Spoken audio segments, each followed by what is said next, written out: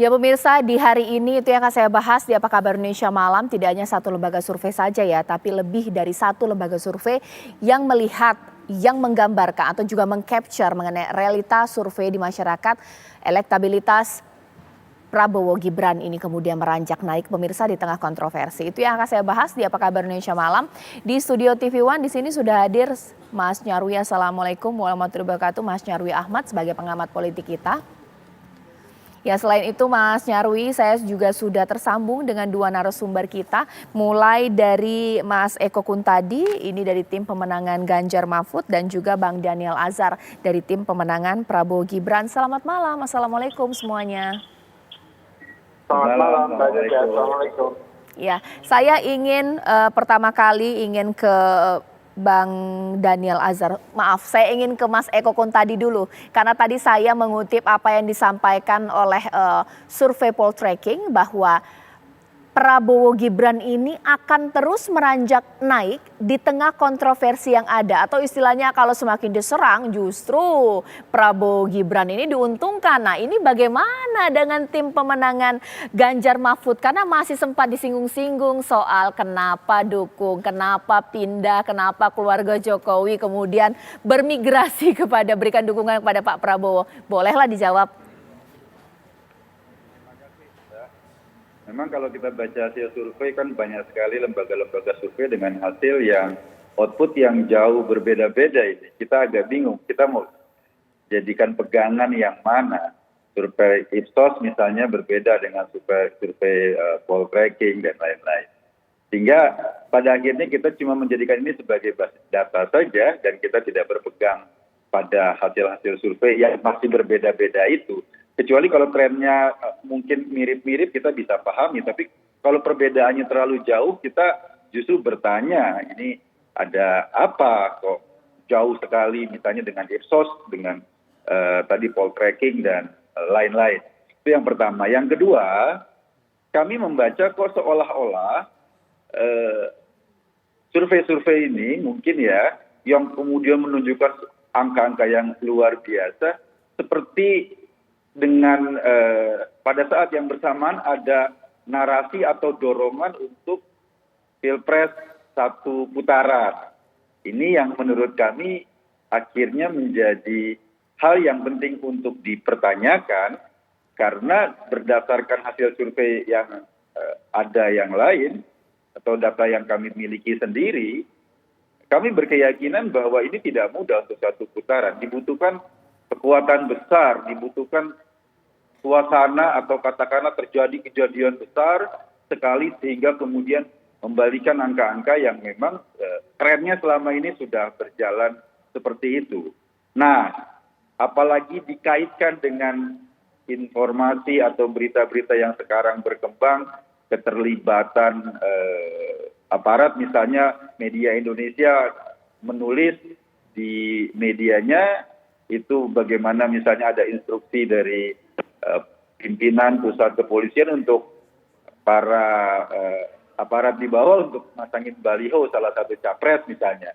Itu pada akhirnya kita jadi memotret ini apakah hasil-hasil survei ini yang didorong seolah-olah ada skenario untuk satu putaran itu korelatif dengan apa yang terjadi di lapangan misalnya. Kecurigaan banyak orang, keterlibatan aparat, dan lain-lain.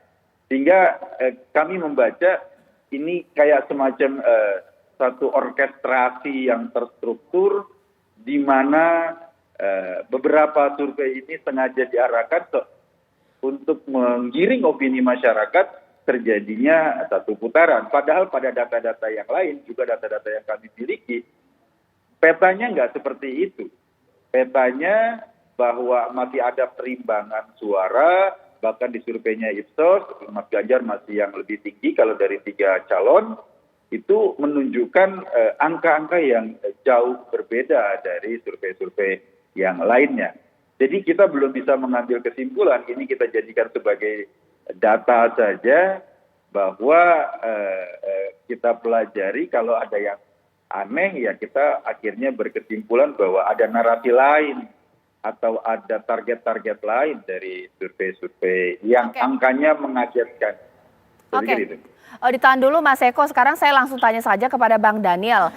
Komentar dari Mas Eko bahwa seakan-akan lembaga survei yang menampilkan unggulnya Prabowo Gibran ini adalah orkestrasi membentuk opini masyarakat supaya wah unggul lah Prabowo Gibran ya.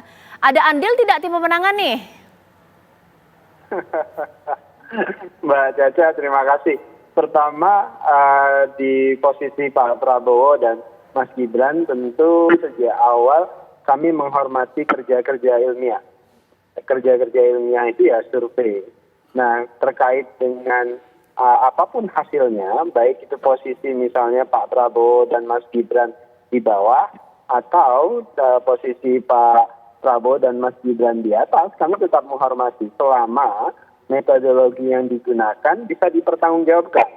Artinya apa? Ketika pada posisi Pak Prabowo di bawah, itu bisa menjadi bahan evaluasi kami untuk memperbaiki strategi, untuk jadikan itu peta perbaikan dan evaluasi.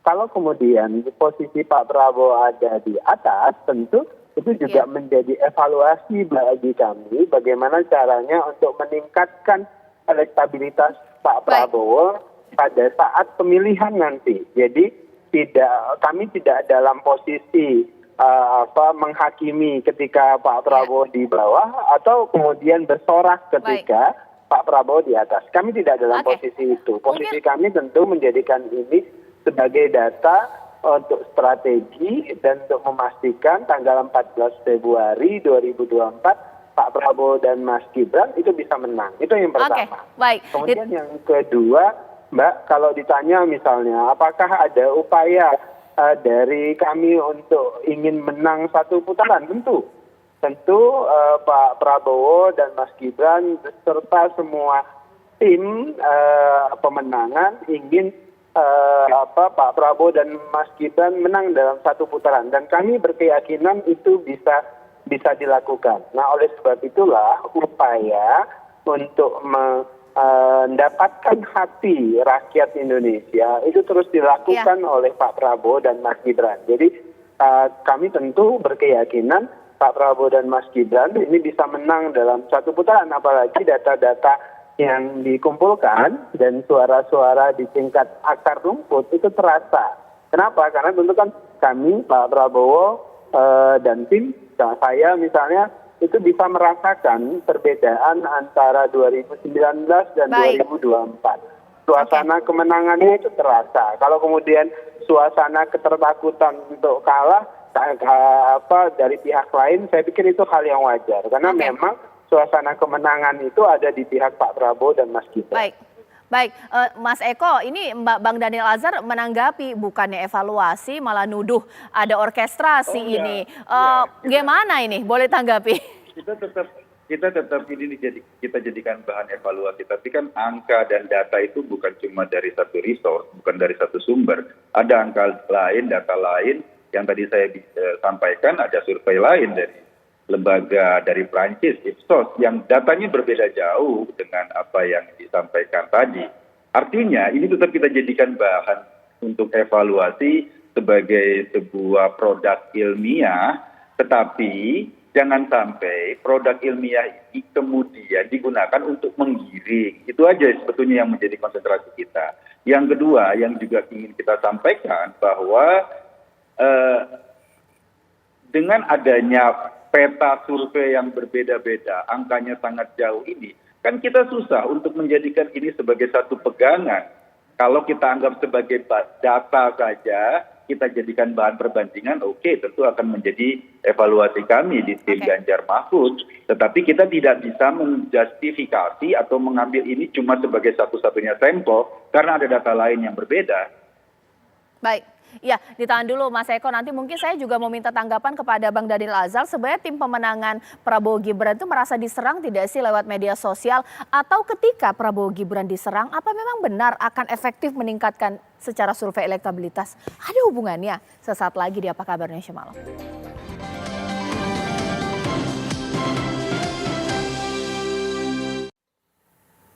Ya, mungkin saya ke Mas Nyarwi terlebih dahulu. Ada tidak sih relevansi dan kaitannya secara signifikan semakin diserang Prabowo Gibran akan membuat elektabilitasnya beranjak naik seperti yang terjadi sekarang? Lebih dari 2 lembaga survei. Begini, kalau kita lihat kemungkinan itu ya Cak ya, itu bisa terjadi kalau Prabowo Gibran memang benar-benar punya basis militan yang organik dan solid gitu. Karena apa? Karena begitu biasanya ya kalau diserang itu kan militansi dari relawan atau tokoh-tokoh itu kan bekerjanya makin intensif dan itu bisa memperluas penetrasi ya di beberapa daerah. Dan saya lihat ini kan sebenarnya potensi itu secara struktural itu dimiliki sebenarnya oleh Prabowo Gibran. Misalnya saya contohkan gini, Cak. Di Jawa Tengah misalnya Prabowo Gibran itu kan nggak dominan. Tapi yang dominan di sana kan Ganjar. Artinya apa? Posisi tim relawan yang bekerja di sana itu kan lebih berpeluang untuk mempenetrasi.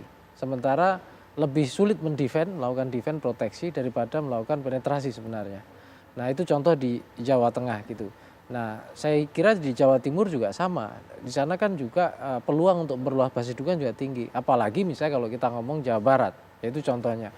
Tapi terlepas dari itu ya kita harus lihat ya satu soal katakanlah bahwa apa yang selama ini rame di media sosial kritik-kritik terhadap Gibran misalnya itu saya lihat kan lebih dominan wacana itu misalnya dikatakan cacat moral atau apa dan seterusnya di kalangan menengah ke atas ya dan di media sosial. Sementara kalau kita lihat gitu upaya misalnya ya memperluas basis popularitas Gibran itu kan luar biasa melalui spanduk, melalui baliho dan itu di daerah di banyak dan diskursus atau kritik-kritik negatif ini kan saya lihat tidak sepenuhnya bisa mempenetrasi sampai yang ke bawah ya masyarakat biasa pada umumnya. Nah ini yang saya lihat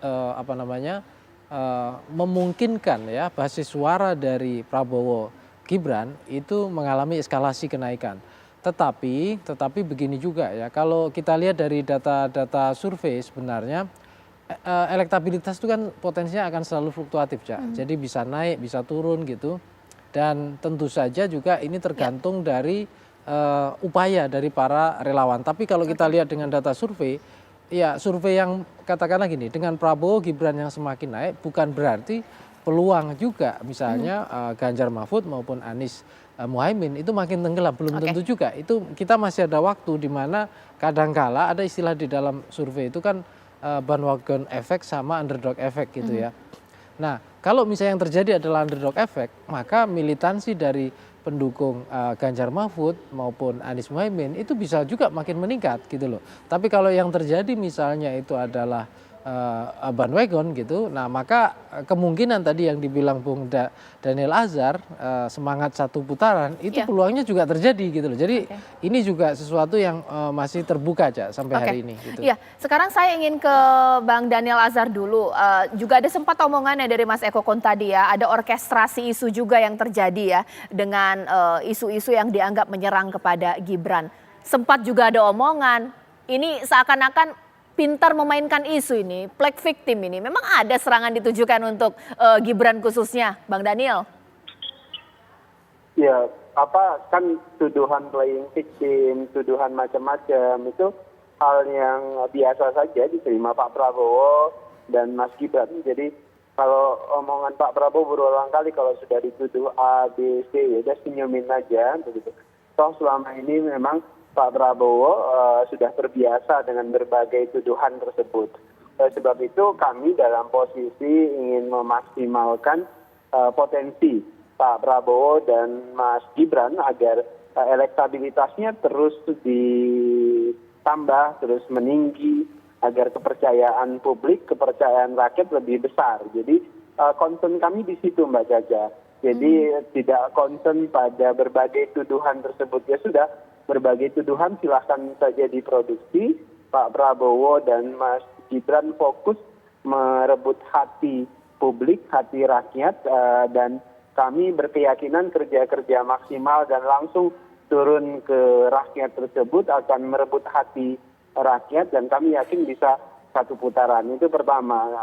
Oleh sebab itulah kemudian kenapa semua kader partai misalnya partai Gerindra itu semuanya turun berakhir. Seperti saya hari ini misalnya, walaupun saya bukan caleg, saya tetap turun langsung ke desa begitu di Deli Serdang untuk menyampaikan pesan-pesan kebangsaan Pak Prabowo, menyampaikan pesan-pesan program Pak Prabowo dan Mas Gibran. Jadi fokus seluruh kader Gerindra misalnya dan seluruh relawan turun langsung kepada rakyat, sampaikan pesan-pesan kepada rakyat dan pastikan kita bisa bekerja untuk rakyat di 5 tahun ke depan dan kita bisa menang 1 putaran.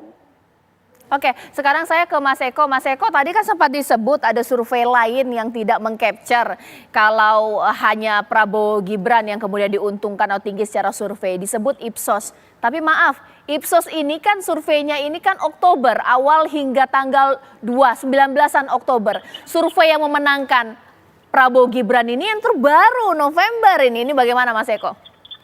Ya kalau kita baca kan angkanya ini, kalau biasanya dalam logika kan pasti ada sesuatu yang luar biasa. Sehingga terjadi perubahan yang luar biasa seperti itu kan, angkanya cukup signifikan. Kalau kita lihat, nah sesuatu yang luar biasa apa sih? Sesuatu yang luar biasa terjadi kan ketika MK memutuskan dan kemudian itu akhirnya membuka peluang Mas Gibran maju mendampingi Pak Prabowo. Dan kita tahu diskusi tentang keputusan MK sampai terakhir MK juga memutuskan terjadi pelanggaran etik berat juga bukan sesuatu yang dibaca oleh publik sebagai hal positif. Terbukti semua civil society bergerak untuk memprotes kondisi seperti ini. Itu yang pertama. Yang kedua, diskusi belakangan ini bukan lagi cuma soal bagaimana hukum kita atau aturan-aturan kita itu kemudian menjadi problem tersendiri dalam meloloskan Mas Gibran, tetapi diskusi belakangan ini dihiasi dengan suasana atau itu keterlibatan aparat.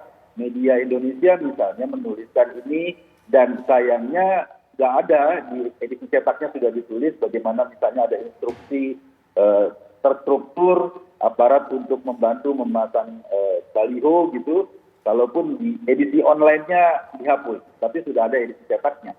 Nah, kita membaca ini sebetulnya soal survei naik atau turun dalam kontestasi seperti ini adalah hal yang biasa. Yang kita khawatirkan adalah pemilu yang kehilangan sifat jujurnya, kehilangan sifat adilnya, di mana lembaga-lembaga negara yang mestinya berposisi netral dikerahkan untuk memenangkan satu pasangan calon. Kalau ini yang terjadi tentu saja mencederai nilai-nilai yang kita percaya untuk mewujudkan pemilu yang jujur dan adil. Diskusi ini yang sekarang juga berkembang di masyarakat, bagaimana misalnya baliho dan lain-lain itu kemudian keterlibatan aparat dan lain-lain. Kita memotret ini semua, diskusi ini kita potret. Jadi masyarakat bukan cuma sekedar mendiskusikan program, tetapi apa sih yang terjadi sehingga kemudian problem ini menjadi perhatian. Dikhawatirkan nilai-nilai pemilu yang mestinya aparat berdiri netral gitu, dikhawatirkan malah berpihak. Dan ini kan nggak fair. Oke, selain soal mengenai mengekstraksi atau juga mengolah isu playing victim tadi, ada tudingan juga pemilu tidak netral ini. Bagaimana ini Bang Daniel? Iya Mbak Caca, tuduhan aparat terlibat segala macam itu tuduhan serius sebenarnya. Nah, tuduhan itu perlu dibuktikan oleh Mas Eko. Ada baiknya dibuktikan karena kalau tuduhan itu tidak benar, maka saya pikir aparat yang dituduh dalam hal ini misalnya pihak kepolisian dan sebagainya, itu tentu bisa meminta pertanggungjawaban kepada yang menuduh. Karena agaknya hal-hal seperti ini kan diproduksi hari ini. Kalau dulu kan Mas Eko percaya sekali dengan negara, percaya sekali dengan aparat. Itu kok jadi agak aneh begitu, kemudian tiba-tiba hari ini justru menuduh. Kenapa? Karena posisi Pak Ganjar, posisi Pak Mahfud justru ada sebagai ruling party begitu, pihak yang juga memiliki kekuasaan dalam hal ini. Pak Mahfud Menko Polhukam, kemudian Pak Ganjar juga kader partai besar, ruling party yang juga punya kekuatan yang luar biasa di pemerintahan. Jadi kalau kemudian itu menuduh itu kan seperti menunjuk muka sendiri. Nah, dalam konteks itulah penting tadi saya sebutkan itu untuk membuktikan tuduhan-tuduhan seperti itu. Kemudian kedua, kan sudah berulang kali. Mas Eko kan juga berulang kali menyebutkan dulu misalnya sampai dengan sekarang Pak Jokowi pasti akan netral dan sikap itu juga disampaikan berulang kali Pak Jokowi di depan publik dan sikap akan netral dan tentu kan di tim Prabowo Gibran ingin menang satu putaran dengan jujur, dengan baik. Begitu, dengan tetap damai, dengan tetap menjaga persatuan dan kesatuan. Itu yang paling penting bagi Pak Prabowo. Ditahan dulu Bang Daniel, Mas Eko tanggapi. Ya. Yang pertama bahwa diskursus tentang misalnya MK itu bukan tudingan, itu nyata bahwa ada keputusan MK yang menjatuhkan pelanggaran etik berat itu nyata. Jadi diskursus soal misalnya keputusan itu nyata. Itu yang pertama. Yang kedua, saya ingin mengatakan bahwa soal tadi keterlibatan aparat itu beritanya sudah turun di media Indonesia. Itu bukan tudingan juga. Itu ada hal yang nyata dan beritanya sudah dituliskan. Saya cuma mencuplik bahwa ini sedang ada dalam perdebatan masyarakat. Masyarakat membicarakan ini, video-video juga beredar. Ini yang didiskusikan masyarakat, ini yang dibicarakan masyarakat.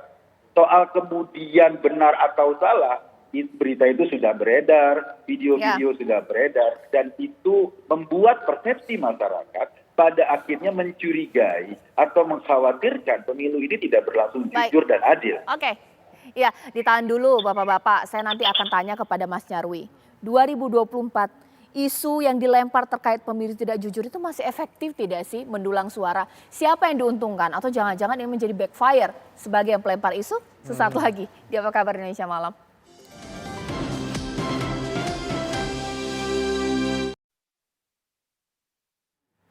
Oke, sekarang saya ke pertanyaan yang tadi sempat saya tanyakan Mas Nyarwi. Sebenarnya isu-isu mengenai pemilu tidak adil, ada upaya aparat melakukan tindakan-tindakan yang mengganggu pasangan cawapres lain. Ini sebenarnya efektif untuk menaik simpati, popularitas, elektabilitas, atau jangan-jangan ini malah menyerang balik? Seperti apa? Ya, isu ini kan isu rutin ya yang sering terjadi disampaikan pemilu pasca reformasi ya. Karena kan selalu ada tuntutan integritas dalam penyelenggaraan oleh penyelenggara, itu satu. Kedua juga kemudian harapan pada pertarungan yang fair, yang diatur di dalam undang-undang dan semua regulasi. Tetapi kadang-kala gini, Cak, kalau terkait dengan ketidaknetralan dan seterusnya, itu seringkali itu yang dikhawatirkan kan dua ya, tidak hanya di ASN saja secara umum, tetapi di birokrasi itu istilahnya terkait biasanya TNI dan Polri di sana. Karena juga kalau di berbagai data survei itu trust ke TNI itu kan sangat tinggi ya. Dan pengaruhnya sampai ke berbagai pelosok gitu, termasuk juga saya kira hari ini juga Polri juga sama. Nah, di sini justru Pak Jokowi kan beberapa kali juga meminta itu, cuma kemudian kan orang melihat ya posisi Presiden Jokowi tidak hanya sebagai presiden kepala negara pemerintahan hari ini, tapi juga ayah dari salah satu pasangan cawapres kan gitu. Nah, ini yang kemudian makanya tadi kan saya tidak heran kalau misalnya Bung Eko Kuntadi ya mengingatkan soal netralitas tadi ya, potensi kalau beberapa narasi yang ada itu potensi abuse of power, penggunaan kekuasaan tadi, walaupun tadi kontrol oleh Bung dan Lazar itu justru kenapa justru Pak Mahfud yang Menko Polhukam kan punya power juga. Tapi intinya gini, backfire-nya itu kan juga harus dilihat, Cak, ini kemana kan gitu. Kalau menurut saya hari ini justru ya sampai saat ini tuduhan-tuduhan ketidaknetralan atau apapun itu kan dialamatkan ke blok Pak Prabowo Gibran ya, karena di sana ada Gibran sebagai putra presiden. Tetapi kan saya lihat ya, kalau kita lihat impact backfire ini kalaulah misalnya muncul semacam distrust ya terhadap ketidaknetralan, kemudian memunculkan kritik-kritik dari masyarakat, Ya, saya kira juga ada kemungkinan kritik itu tidak hanya dimunculkan pada blok kubu Prabowo Gibran, tapi juga bisa jadi ke Ganjar Mahfud karena di sana tadi ada partai yang juga saat ini PDIP misalnya yang juga mendukung pemerintah Pak Jokowi waktu pengusulan. Walaupun posisinya sekarang juga masih ada kritik yang muncul di sana. Masih senada dengan itu. Kalau kita melihat mengenai putusan MK ini kan ramai sekali. Masyarakat yang dianggap tidak setuju dengan putusan MK ini, bahkan juga hasil kode etik ini kan juga banyak.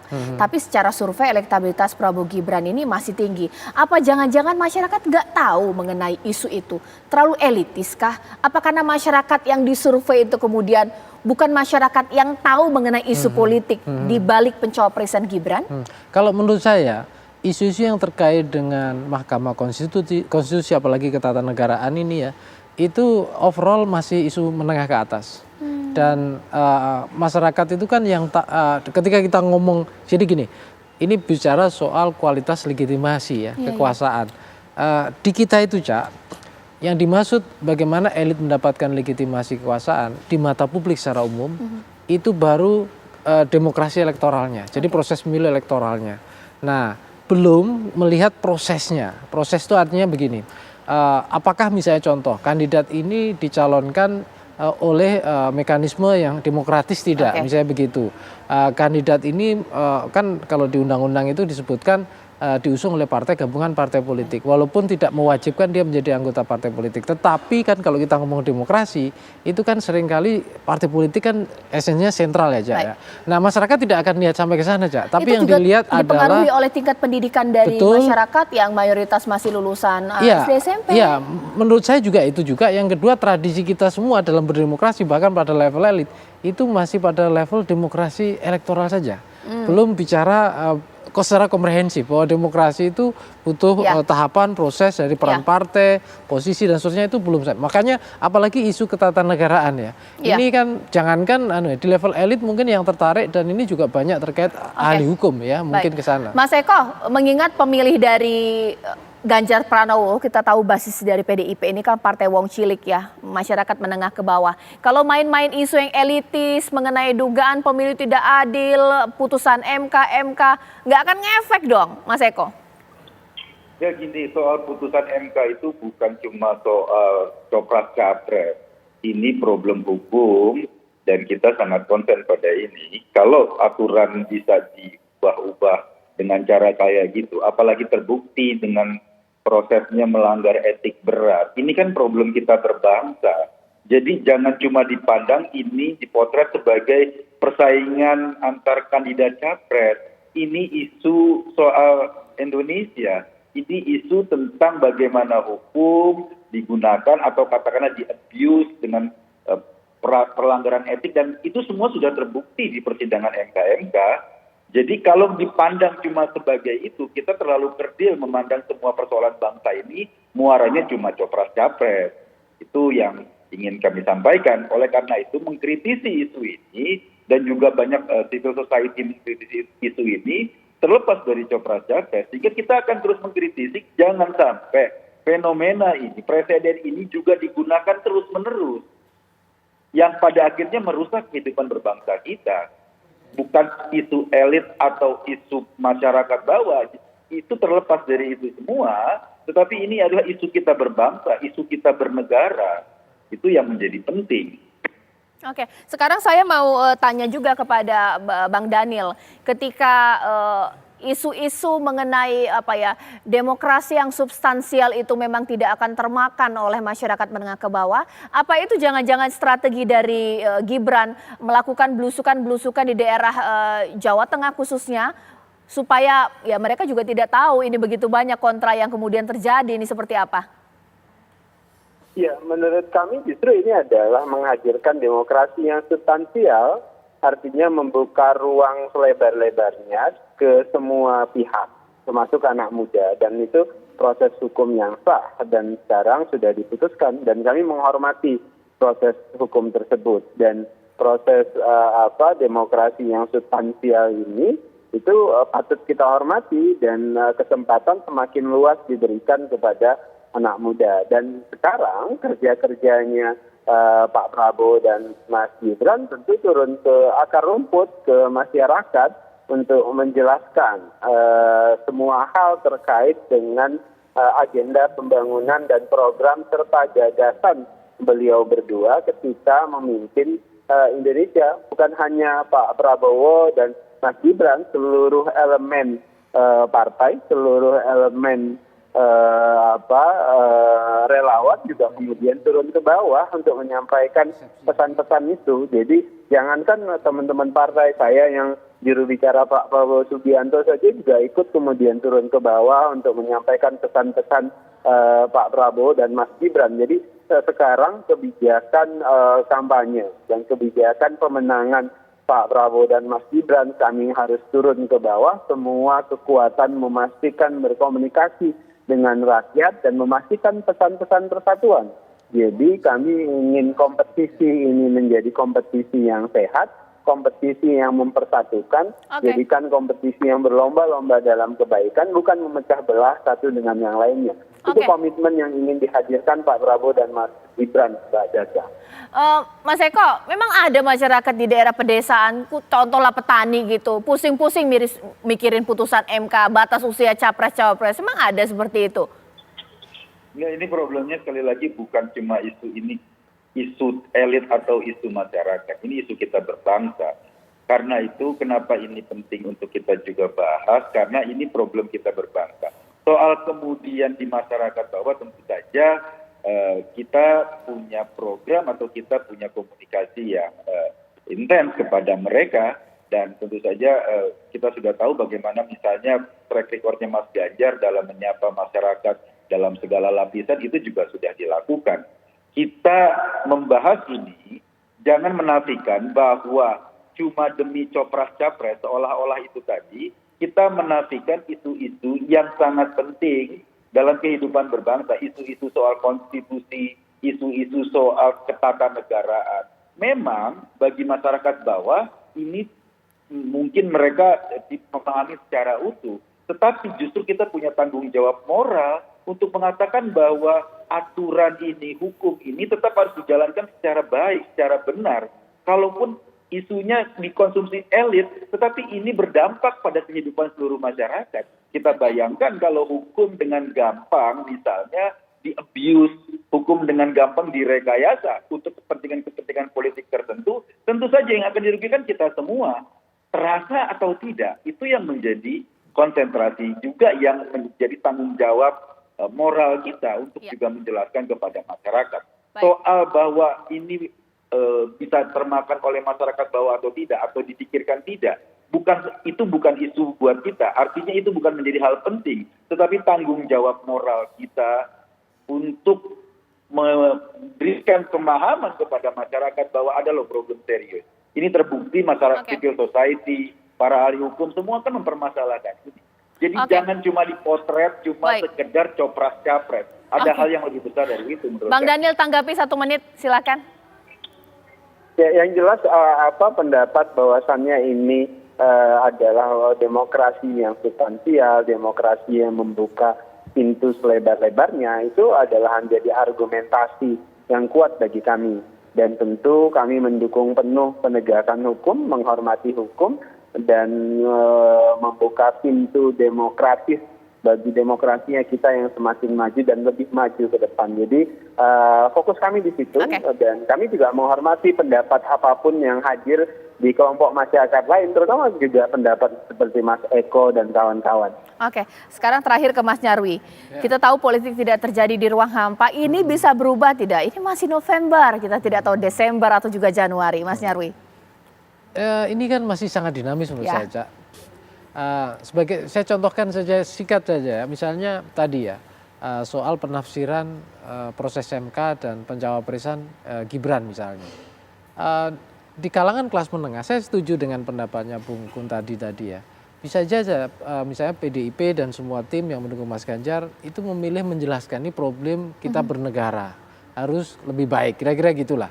Tetapi di dalam masyarakat menengah bawah bisa jadi narasi-narasi yang berkembang berbeda aja. Ya. Jadi satu sisi ini memberikan contoh bahwa kalau menjadi leader atau pemimpin itu prosesnya juga harus lebih bagus, kira-kira gitu, kandidasinya lebih baik dan seterusnya. Tapi di masyarakat bawah bisa aja muncul narasi bahwa ketika pencapresan Gibran justru itu ada skenario dihalang-halangi lah, dipersulit dan seterusnya. Artinya bisa narasinya berbeda. Nah, tentu saja di sini ini bagian dari strategi kampanye ya yang dilakukan oleh masing-masing pihak capres-capres. Tapi terlepas dari itu, Cak, menurut saya ya kita tentu berharap ya para pasangan capres-cawapres ini gitu itu lebih memberikan bobot katakanlah ya diferensiasi yang lebih baik. Kira-kira Indonesia ini mau dibawa kemana? Versi Programnya. Prabowo, Gibran, ya betul.